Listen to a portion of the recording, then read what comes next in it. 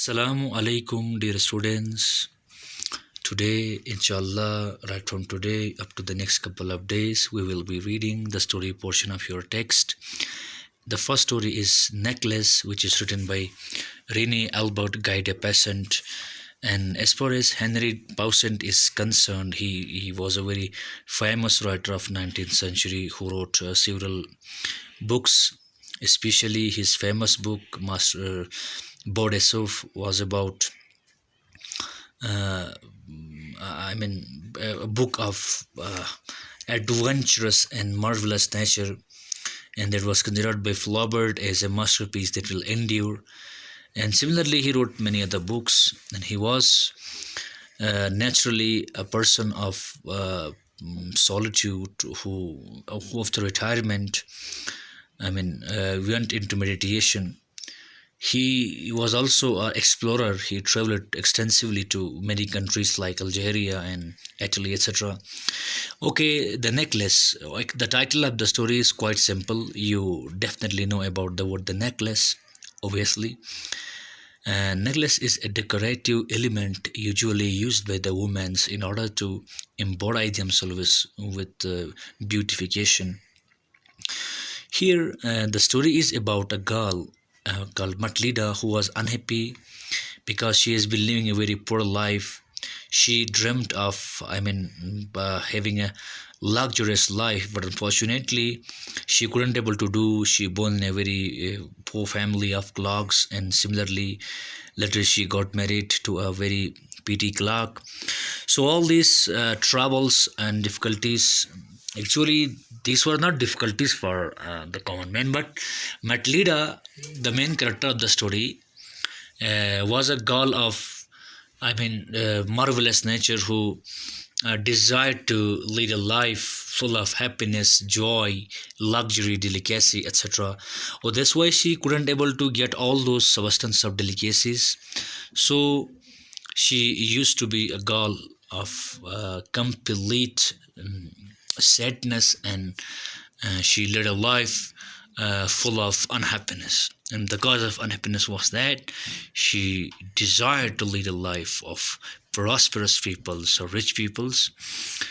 On the contrary, she couldn't able to got through such paths of happiness or richness, etc., you may say. Okay, we have to read out the story, what will happen in Matilda's life. She was one of those pretty young ladies born as if through an error of destiny into a family of clerks. मेटलिडा एक खूबसूरत नौजवान लड़की थी, गोया तकदीर की गलती से, एरर ऑफ डेस्टिनी, या बदकिस्मती से एक गरीब क्लार्क की फैमिली में पैदा हो गई. शी हैड नो डोरी, नो होप्स. न तो उसको दहेज की कोई उम्मीद थी, दहेज देने भी उसके पास नहीं था, यानी इतना महंगा दहेज नहीं दे सकती थी. न आरजुएं थी उसकी, और लोगों में मारूफ या मशहूर होने का कोई ज़रिया नहीं था उसके पास. नहीं वो इतने मारूफ घर से थी या रिच घर से थी कि बड़े बड़े अमीर लोग या डिस्टिंग्विशर हो गए ना, अलग थलग जो ऑफिसर्स होते हैं या जो गैर मामूली लोग होते हैं फेमस. न तो उसको किसी अमीर आदमी से शादी करने की या एक अलग थलग एक गैर मामूली इम्तियाजी शख्सियत से शादी करने की आरज़ू उसकी पूरी होने वाली नहीं थी. क्यों? चूँकि वो ख़ुद गरीब घराने से थी, लेकिन खूबसूरत ज़रूर थी. And she allowed herself to marry a petty clerk in the office of Board of School Education. जो बोर्ड ऑफ एजुकेशन है, यानी उसमें वो एक पीटी क्लार्क था. पीटी का मतलब होता है बेटा मामूली. पीटी, PETTY, पीटी से मुराद है बेटा मामूली. मामूली सिंपल सा एक क्लार्क था वो बोर्ड ऑफ स्कूल एजुकेशन में. शी वाज सिंपल, फिर भी वो एक सादा ज़िंदगी, सादा थी, मतलब सादा ज़िंदगी गुजारने की मुतमन्नी थी. बट शी वाज अनहैप्पी, लेकिन वो नाखुश थी. नाखुश इसलिए थी चूँकि वो चाहती थी, उसकी दिली आरज़ू भी थी कि अमीराना और शाहाना ज़िंदगी गुजारे, लेकिन चूँकि उसकी पूरी ज़िंदगी मुश्किलात से भरी थी और मतलब गुरबा ख़ानदान से तलुक़ थी. पैदा भी गरीबों के वहाँ हो गई और शादी भी एक मामूली क्लार्क से किया, जबकि उसकी ख्वाहिशात अफसरों जैसे थे। उसके शौक़ खरामा खरामा शाहाना शौक़ था, लेकिन चूँकि गुर्बत की वजह से वो उसके शौक़ पूरे नहीं हुए, इसलिए वो नाखुश थी। शी सफ़र्ड इनसीजेंटली, उसने लगातार मुश्किलात का सामना किया। इनसीजेंटली प्यारे बच्चों, इनसीजेंटली INCEASSANT, इन सीजन का मतलब होता है बेटा लगातार, या कहेंगे आप हम अंग्रेज़ी में कहेंगे कंटिन्यूसली। उसने लगातार मुश्किलात का सामना किया। वो कैसे देखें? Feeling her self born for all delicacies and luxuries. प्यारे बच्चों, डिलिकेसीज हो गया डेलिकेसी है ना, डेलिकेसी, इसका प्लुरल है डेलिकेसीज। इस तरह से लग्जरी है ना, इसका प्लुरल है लग्जरीज। डेलिकेसी या डेलिकेसी का मतलब होता है the quality of being delicate, यानी किसी भी मामले में नज़ाकत भरे ख़यालात रखना। यानी यहाँ से मुराद है कि एक्सपेंसिव खाना खाना या एक्सपेंसिव कपड़े पहनना और शाहाना तौर तरीके से ज़िंदगी को रहना और ऐश अशरत की ज़िंदगी गुजारना। यानी वो क्यों मुश्किलात का सामना करती थी, यानी उसको मुश्किलात क्यों आती थी, वो गमगीन क्यों रहती थी, लगातार गमगीन क्यों रहती थी? चूँकि वो ये समझती थी कि मैं तो ऐश व अशरत और पुरतइश और पुरतनउम ज़िंदगी गुजारने या किस्म किस्म के मुरग़्ग़न ग़िज़ाएँ खाने और सुकून के साथ ज़िंदगी गुजारने के लिए पैदा हुई थी। लेकिन बदकिस्मती से मेरे साथ ये जो गुर्बत भरा माहौल है जिसने मुझे घेरे रखा है, उसकी परेशानी की वाहिद वजह क्या थी बेटा? चूँकि वो ये सोचती थी कि मैं पैदा हो गई हूँ ऐश अशरत करने के लिए और अच्छे खासे कपड़े और खाना खाने के लिए, लेकिन चूँकि वो गरीब, रियल लाइफ में तो वो गरीब ही थी ना, इसलिए उसकी वो परेशान रहती थी कि मैं क्यों गरीब हूँ, यानी मैं ऐश अशरत करने के लिए मेरे पास पैसे क्यों नहीं है। She suffered from the poverty of her apartment. फिर मज़ीद हमें नरेटर एक्सप्लेन करता है, मसलन उसकी परेशानी की पहली वजह थी उनका जो कमरा था जहाँ वो रहते थे, उस कमरे को लेकर। उस कमरे की फटी दीवारें, वहाँ मौजूद टूटी फूटी जो वोन वेयर का थर्ड फॉर्म है, वेयर वोर वोन, जो फर्नीचर था, वहाँ जो चेयर्स थी वो भी टूटी फूटी कुर्सियाँ थी, उनको देखकर या दरारें पड़ी हुई दीवार को देखकर या ख़राब दीवार को देखकर उसको परेशानी होती थी। All this things tortured and angered her, ये तमाम चीज़ें जो है मटलीडा को परेशान कराती और काफ़ी गुस्सा दिलाती।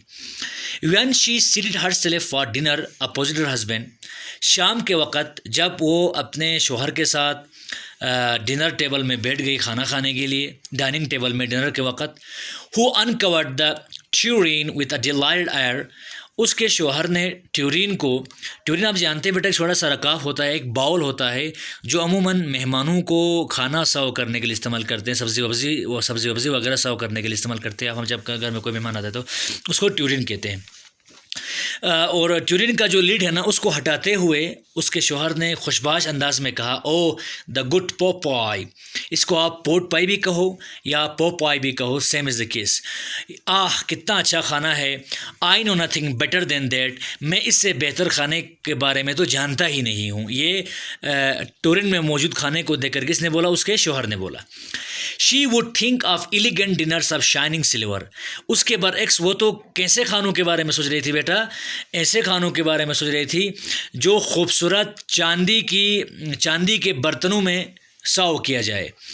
She thought of exquisite food served in marvellous dishes. वो एक्सक्यूजिट का मतलब हो गया बहुत खूबसूरत, या एक्सक्यूजिट का मतलब होता है बेटा वेरी ब्यूटीफुल और वेरी क्लासिक। बहुत उम्दा खाना या बहुत कीमती खाना या अच्छा खासा खाना। आप जानते हैं ना बेटा, होटलों में देखें कितना महंगा खाना होता है, वहीं खाना तो वहीं है लेकिन उसको बनाने के लिए इतना खर्चा करते हैं कि महंगा करते हैं। सिमिलरली तो वो मार्वेलस हो गया ना, बहुत खूबसूरत, बहुत गैर मामूली। यानी उसकी दिली आरज़ू थी कि चांदी के बने बर्तनों में खाना खाना और बहुत ही कीमती और बहुत ही खूबसूरत और काफ़ी टेस्टी मुरग़्ग़न ग़िज़ा खाने की उसकी आरज़ू थी। वो भी कैसे बर्तनों में, बर्तन भी बड़े खूबसूरत और फूड भी exquisite food.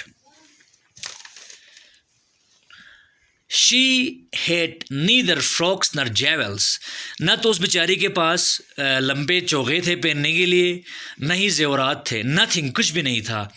And she loved only those things, लेकिन आयरनी ये थी, बदकिस्मती ये थी कि उसकी दिली आरजू ऐसे महंगे कपड़े पहनना, अच्छे खासे खाने खाना और खूबसूरत खाना खाना या मुरगन किस्म की ग़िज़ाओं को तनावुल करना या खूबसूरत कपड़े पहनना, अच्छे खासे घर में रहना, अमीर लोगों के साथ रिश्ता कायम करना, ये सब शौक़ थे किसके? मेटलिडा के।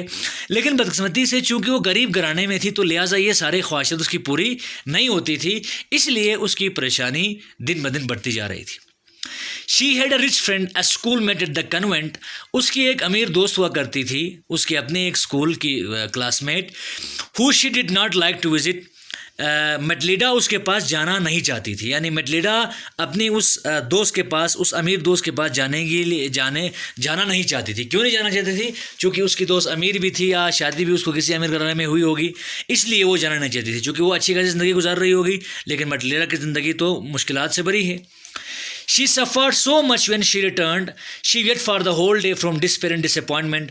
जब शाम को पलट के आई वो बाज़ार से या घर के बाहर से, तो या अपने दोस्त से मिलने गई थी लेकिन मिल नहीं पाई, नहीं मिल के वापस पलट के आ गई, तो वो बहुत दिन भर रोती रही और डिस्पेयर, डिसअपॉइंटमेंट, परेशानी और मुश्किलात को सोच कर वो दिन भर रोती रही। One evening her husband returned elated bearing in his hand a large envelope. एक शाम को उसका शोहर आता है हशाश बशाश। प्यारे बच्चों, इलेट का मतलब होता है बहुत खुश होना, बहुत खुश होना। शाम के वक़्त उसका शोहर बहुत खुश होते हुए अपने हाथ में एक बड़ा सा एनवेलप लेके आया। Here he said, here is something for you. अपनी बीवी को मेटलिडा को देख के कहने लगा, ले लो, यहाँ तेरे लिए कुछ मैं लाया हूँ। She quickly drew out a printed card on which were inscribed these words.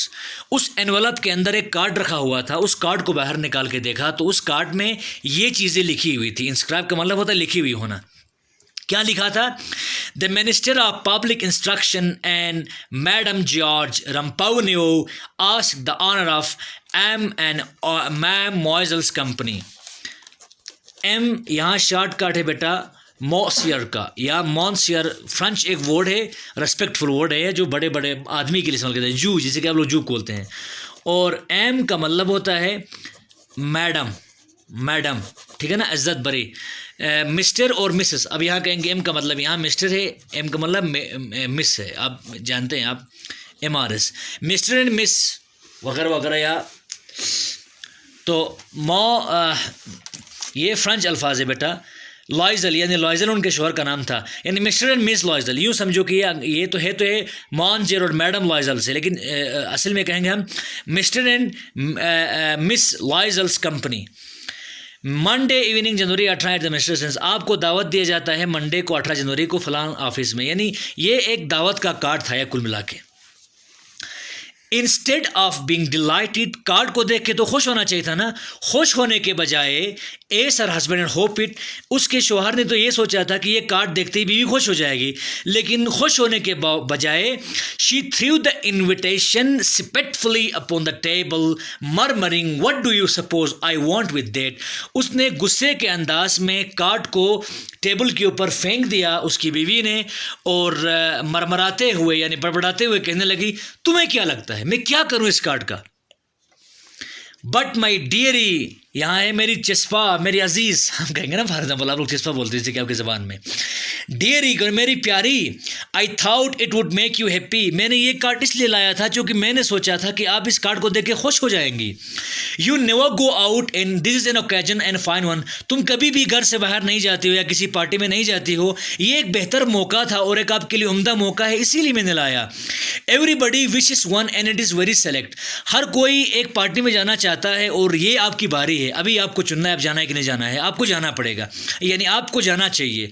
Not many are given to employees, you will still the whole official world there, हर किसी को वहाँ मदऊ नहीं किया गया है, लेकिन तुम्हें खुशी होनी चाहिए कि तुम वहाँ अफसरों की जो बड़े बड़े ऑफिसर्स हैं उनकी वाइफ्स के साथ बैठी हुई होंगी। She looked at him with an irritated eye and declared impatiently. उसने अपने शौहर की तरफ गुस्से भरी निगाहों से देखा और बेसब्री के साथ इकरार किया. What do you suppose I have to wear to such things as that? इतने बड़े बड़े अफसरों की पार्टी में जाने के लिए मेरे पास पहनने को रखा क्या है? आपने मेरे लिए क्या लाया है? यानी बीवी अपने शौहर से मरहम होते हुए और काफ़ी अंदाज में उसके साथ बदमज़ा होते हुए कहती कि तुमने लाया ही क्या है मेरे लिए पहनने के लिए जो मैं की पार्टी में. Dear students, no the time is going so far. अब बहुत टाइम जा रहा है. मैं यहीं पर आज स्टॉप करता हूँ. आज लंबा वीडियो इसलिए बना जो कि कल का भी क्लास छूट गया था आपसे. तो प्लीज़ अगर कोई बात समझ में नहीं आती है या कोई वर्ड समझ में नहीं आता है तो बिला दरिक मुझे फ़ोन करना. खुदा हाफिज़.